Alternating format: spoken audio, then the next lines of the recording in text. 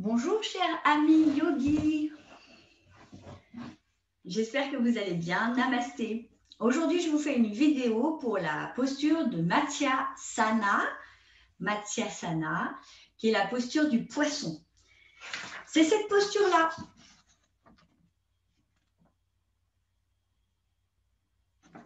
Alors une posture en soi pas très difficile, mais qui demande une grande souplesse du dos.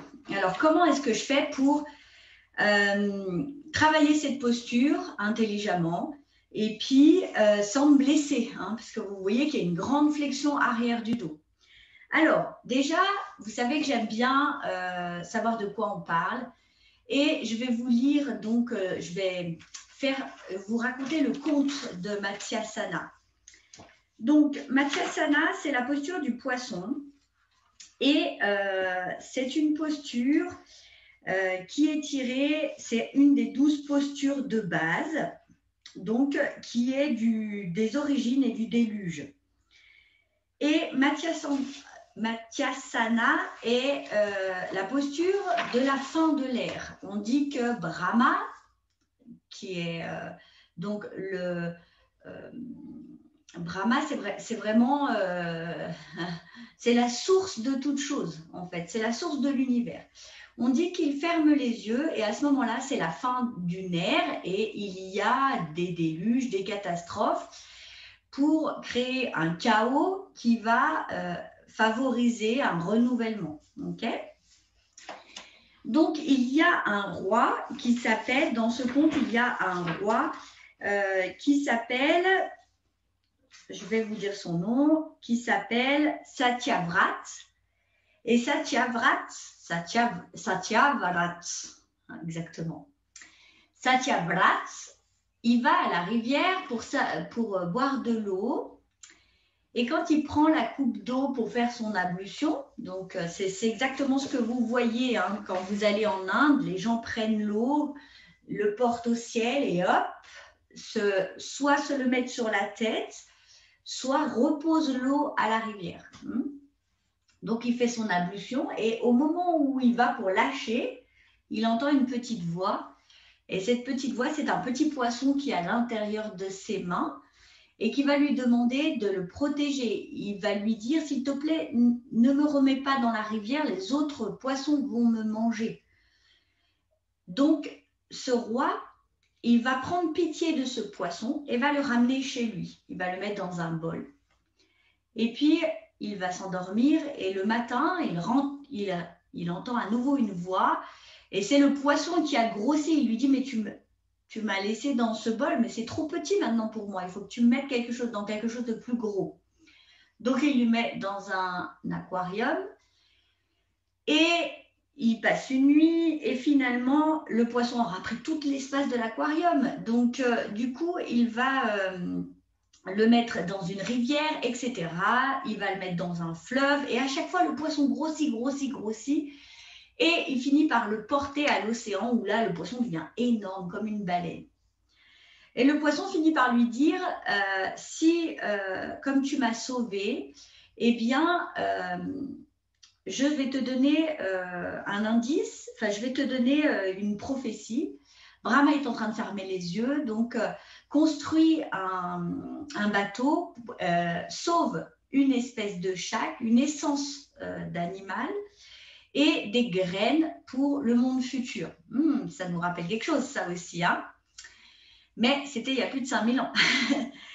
Donc, le roi va faire ça, va construire quelque chose, et au moment où les flots vont s'abattre sur la terre, le poisson énorme, cette baleine, va amener ce bateau en sécurité sur les hauteurs de l'Himalaya. Ça aussi, ça nous rappelle quelque chose, le film 2020, dont le bateau va presque percuter l'Himalaya. Donc, cette posture du poisson, ça nous rappelle beaucoup de choses. Il y a beaucoup de choses dans cette métaphore, en fait. D'abord, il y a la capacité d'adaptation. Donc, au début, le poisson est petit, il est dans un bol, ensuite il va dans un aquarium, etc. Quand on fait la posture de Matsyasana, Matsya-sana. Ouh là là, je ne vais pas y arriver ce matin. C'est un peu ça.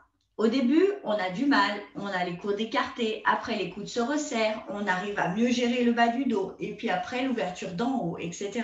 Donc, c'est une progression par étapes, hein, comme le petit poisson. Ensuite, la symbolique, c'est vraiment d'ouvrir la cage thoracique, d'ouvrir la poitrine. Hein. Et là, je vais vous lire ce qu'il est dit dans le livre. Donc, en fait, ce petit poisson, il est sujet à la loi du plus fort. Hein. Dans la rivière, ben, c'est le plus fort qui gagne, hein, sinon il se fait manger. Donc, c'est dans ce monde, si un roi n'exerce pas la justice dans son royaume, les plus forts dévoreraient les plus faibles, comme le font les poissons dans l'eau. Donc ça, c'est un proverbe sanskrit tiré du Mahabharata. Mais on peut apprécier donc la vertu de ce roi, Satyavrat, qui a une grande compassion. Et en ce sens, par rapport à ce poisson, et en ce sens, l'ouverture de la cage thoracique, c'est l'ouverture du cœur. Hein, on ouvre, on fait exploser la cage thoracique, le cœur, et puis Manipura, le plexus solaire. Hein, donc, c'est vraiment la compassion qui entre en nous. Et c'est vraiment ça qu'on va travailler maintenant. Alors, quels sont les bienfaits de cette posture? Alors, comme on ouvre ici la cage thoracique, hein, on a un écartement de la cage thoracique, donc une meilleure capacité pulmonaire. On va aussi assouplir énormément la colonne, hein, puisque c'est ça qu'on cherche. On va libérer les tensions de la nuque, et notamment des cervicales. Et en ça, Matsyasana est une très belle contre-posture à la posture sur les épaules, Sarvangasana, sur lequel tout le poids du corps est sur les épaules, sur la nuque. Et quand on fait Matsyasana juste après, eh ben, ça libère cette zone hein, qui a été sollicitée dans la posture d'avant. Ensuite, comme il y a une capacité pulmonaire, on décongestionne aussi, on libère hein, les poumons. On va étirer énormément ici les abdominaux, on va les allonger. Donc ça, c'est assez intéressant, on va les rendre plus forts. Grande souplesse du dos. Et puis aussi, on va stimuler dans l'ouverture de la gorge la thyroïde qui va donc qui va nous aider pour le système immunitaire. Ok ? Donc, comment on va faire cette posture et quelles sont les évolutions possibles de cette posture? Eh bien, on va sur notre tapis et je vous dis tout. Alors, pour faire Matsyasana, je vais donc me mettre sur mon tapis. Et la première des choses à faire, c'est d'assouplir ici le dos. Donc, pour ça, on a une technique qui est absolument sublime et qui est de se restaurer, d'ouvrir la cage thoracique, mais dans une posture complètement détendue. Donc, pour ça, vous avez besoin d'un gros coussin que vous allez mettre derrière vous. Vous allez le tenir contre vos fesses. Et puis, vous allez vous allonger dessus.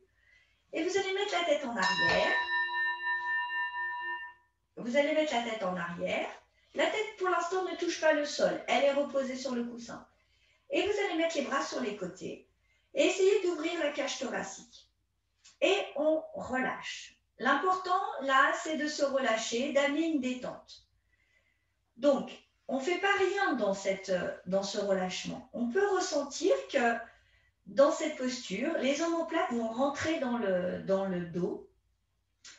Et j'ai déjà une préflexion de l'arrière du dos, hein, je le sens. Mais ici, tout est détendu. Donc, ce serait bien, quand vous travaillez Matsyasana, ce serait bien de garder cette posture préparatoire une dizaine de minutes.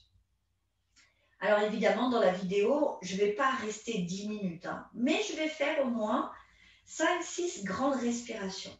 Et j'inspire. Et j'expire.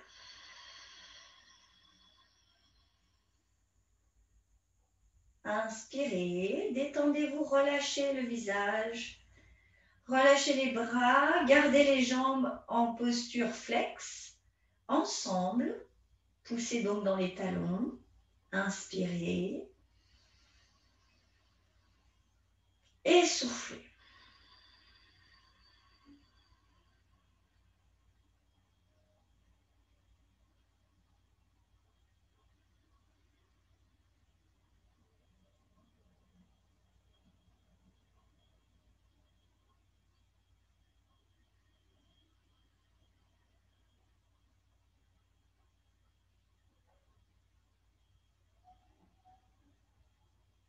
Ça, c'est une très belle posture de restauration aussi. Vous pouvez le faire hein, quand dans votre vie, tout part à volo, que vous avez besoin de vous recentrer, que vous avez besoin d'être doux avec vous-même. Faites cette posture. C'est une posture qui est vraiment quelque chose pour s'aimer soi-même. Hein. Soi-même avec M-A-I-M-E. Là, on aime son corps, on lui fait du bien.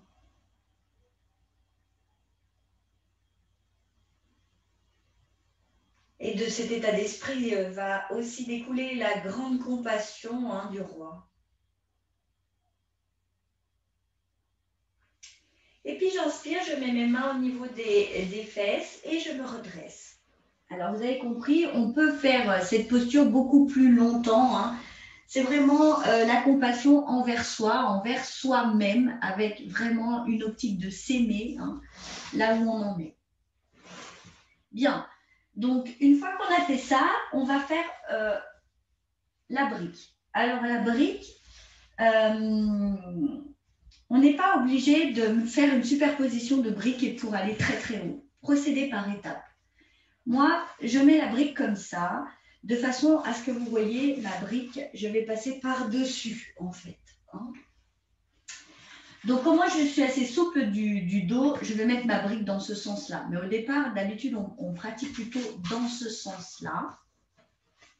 Et puis, on remet le coussin, mais dans l'autre sens. Au lieu de le mettre en long, je le mets en large. Je tiens toujours mon coussin fermement au sol et je passe par-dessus. Et là, j'essaie déjà d'amener la tête. Donc moi, c'est parfait pour moi parce que ma tête est posée au sol par le sommet du crâne. Hein. Donc je ne suis pas appuyée dessus. Je ne mets pas le poids sur ma tête. Hein. Je suis juste appuyée, c'est juste un point d'appui. Et je recommence. Je vais inspirer et souffler. Donc là, on sent que c'est beaucoup plus intense. Hein. Là, les côtes s'écartent. Quand j'inspire, je sens que les muscles ici intercostaux s'engagent et que quand j'inspire, ça s'écarte et quand j'expire, ça se rapproche. Hein. Donc, on sent que ici, ça travaille énormément. Je sens aussi un étirement profond de tous les abdominaux, de la chaîne des abdominaux devant. Et je vais rester dans cette posture pour 5 respirations. Détendez-vous. Libérez le visage.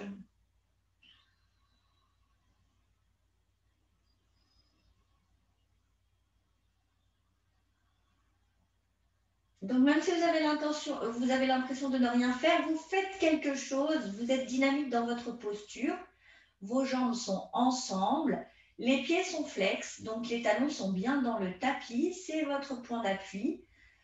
Donc, vous travaillez. Hein.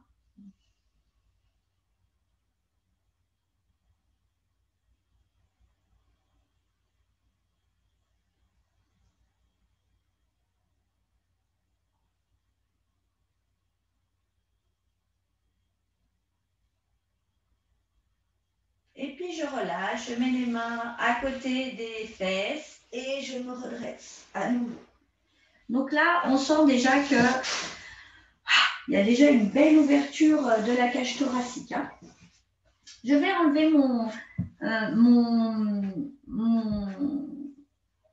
coussin. Je rapproche les jambes ensemble, toujours dynamique, mes jambes travaillent. Et cette fois-ci, je vais mettre une brique et puis je peux en mettre une deuxième. Donc, en règle générale, on les met comme ça. Celle-ci est près de vos fessiers et celle-ci est en long entre vos omoplates pour vous obliger à les resserrer. Je fais ça. je regarde, je fais ça. Je garde bien mes briques, hein.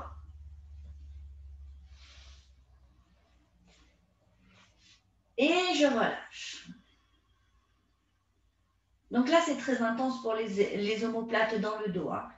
On sent que s'il y a un mauvais positionnement, les omoplates sont tout de suite remis à l'ordre du jour. Attention d'être bien les fesses au sol, hein. Le bassin n'est pas surélevé. Et alors là, je mets les mains à plat à côté de mes fessiers. Déjà, je vais introduire, vous voyez, mes avant-bras sont au sol et je vais déjà faire la pré-posture. Et je relâche. Si ma tête ne touche pas le sol, je prends un coussin et je mets sous ma tête pour libérer les cervicales. Et c'est parti, je fais 5 respirations. Mes jambes sont toujours toniques.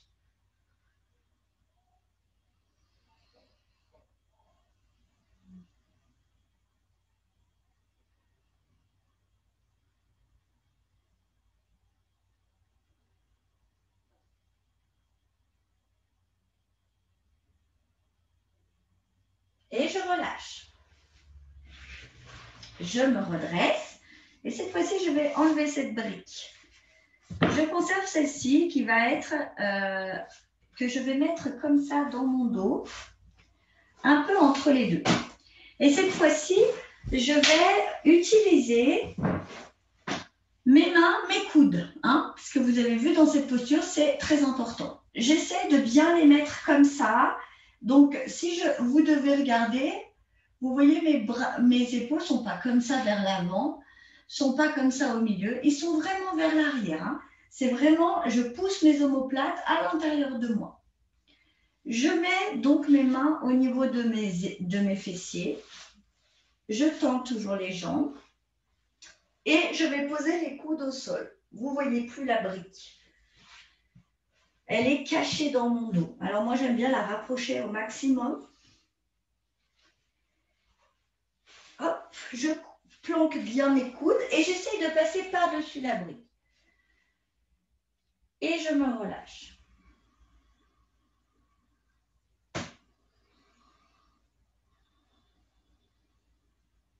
Et à nouveau,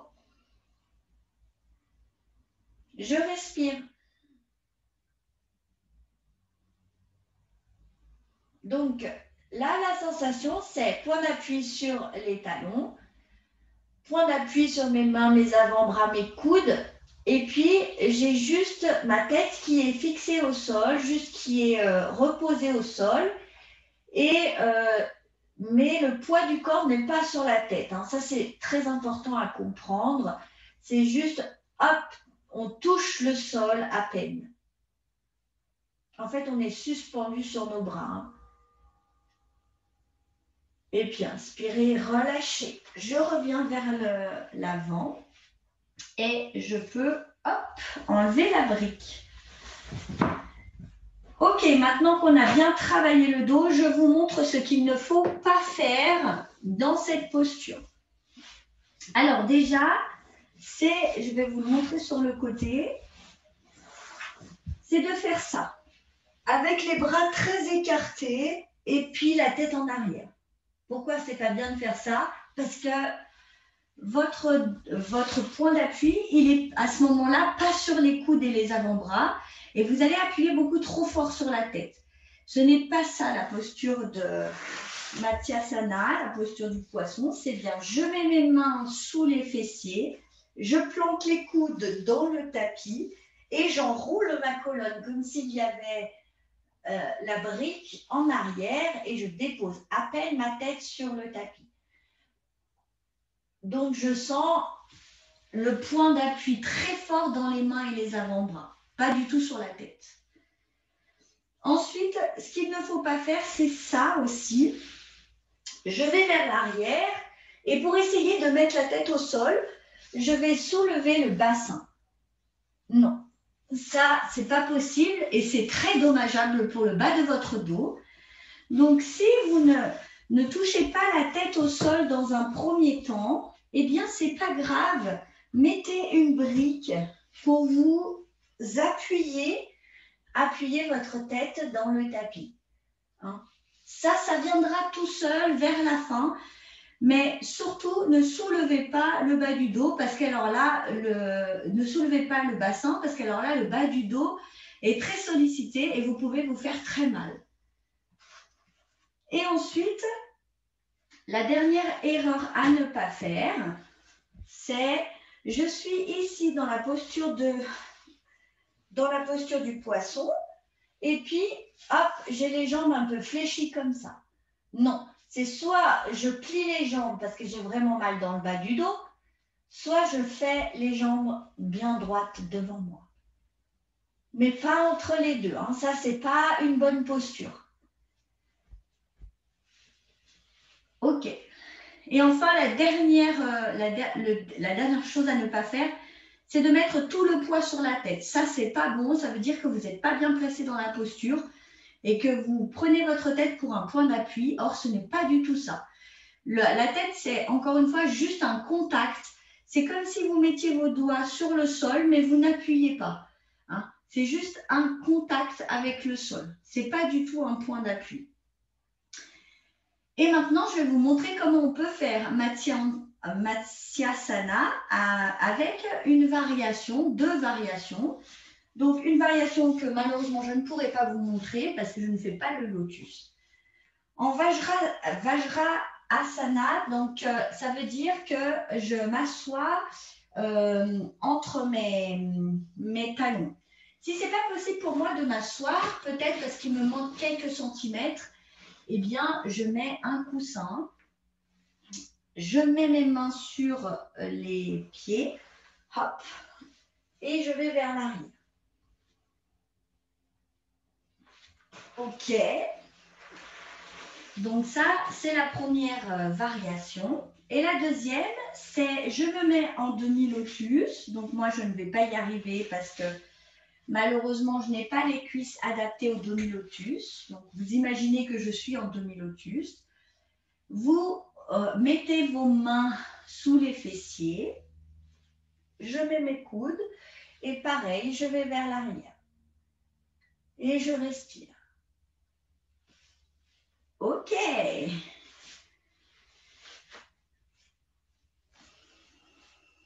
Très bien. Voici la fin de cette vidéo sur Matsyasana. Vous voyez, depuis le début de la vidéo, j'ai pu enfin le dire du premier coup. J'espère que cette vidéo vous aura aidé dans votre pratique et je vous dis à bientôt les yogis. Namaste.